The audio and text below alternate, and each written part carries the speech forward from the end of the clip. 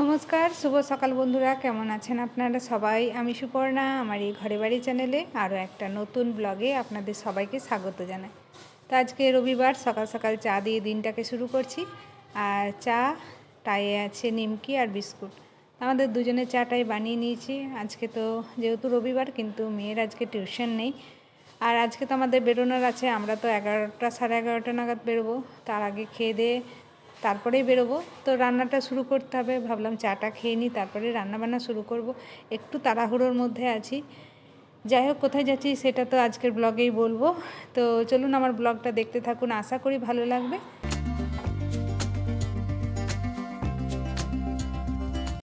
রান্নাবান্না করতে আমার অনেকটাই লেট হয়ে গেছে, সেই কারণে অনেকক্ষণ পর আবার আপনাদের সাথে আমার কথা হচ্ছে। যাই হোক, খাবার দাবার সেরে রেডি হয়ে গেছি এখন বেরোনোর জন্য। কর্তামশাইয়ের মেয়ে তো আগেই বেরিয়ে পড়েছে, এখন আমি রেডি হচ্ছি। তো আমার একটু লেট হয়ে গেল। যাই হোক, ঘড়িতে এখন হয়ে গেছে 12টা, সাড়ে 11টায় বেরোনোর কথা ছিল।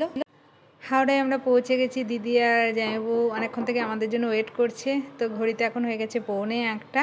ওরা তো 11টা নাগাদই হাওড়ায় পৌঁছে গেছিলো। তো যাই হোক, এখন সবাই একসাথে মিলে সাউথ ইস্টার্নে যাচ্ছি, কারণ আমাদের ট্রেন তো ওখানেই দেবে 19 নম্বরে। তো চলুন যাই, ট্রেনে উঠি। ট্রেনে উঠে যে যার সিট নিয়ে নিয়েছি। আমরা তিনজনে এই পাশে বসেছি, আর জামাইবাবু আর ও পাশে বসেছে। তো যাই হোক, আজকে ট্রেনটা আমাদের প্রচণ্ড লেট করে দিয়েছে, জানি না কতক্ষণে পৌঁছাবো। আর চলুন আমরা এবার বলেই দিই কোথায় যাচ্ছি। আমরা যাচ্ছি পুরী। এখন আমরা হাওড়া ভুবনেশ্বর জনশতাব্দী এক্সপ্রেসে উঠেছি। তো ট্রেনটা আজকে প্রচণ্ড লেট করে দিল, পৌঁছাতে আমাদের অনেকটাই দেরি হয়ে গেল। যেখানে 8টায় পৌঁছানোর কথা, সেখানে আমরা পৌঁছালাম ঘড়িতে তখন 11:30। বঞ্জি ভুবনেশ্বরে পড়ে। তো বঞ্জি আমাদের জন্য স্টেশনে ওয়েট করছিল।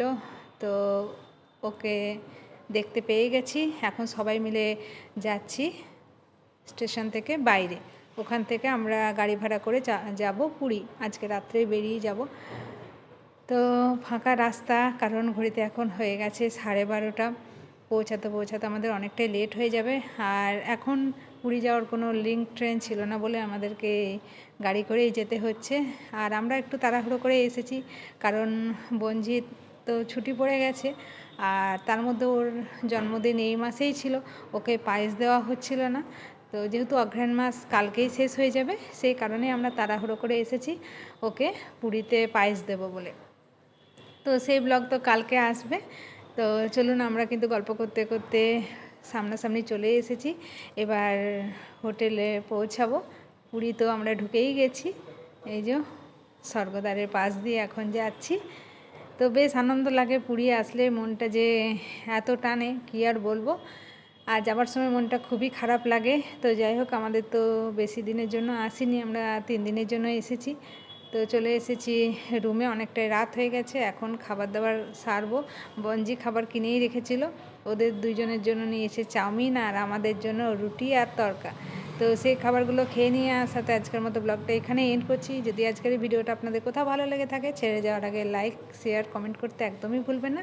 আর আমার নতুন বন্ধুরা চ্যানেলটাকে সাবস্ক্রাইব করে দিয়ে আমার পাশে থাকবেন। আবারও খুব শীঘ্রই ফিরে আসবো নতুন একটা ব্লগ নিয়ে। আপনারা সবাই সুস্থ থাকুন, ভালো থাকুন, সাবধানে থাকুন।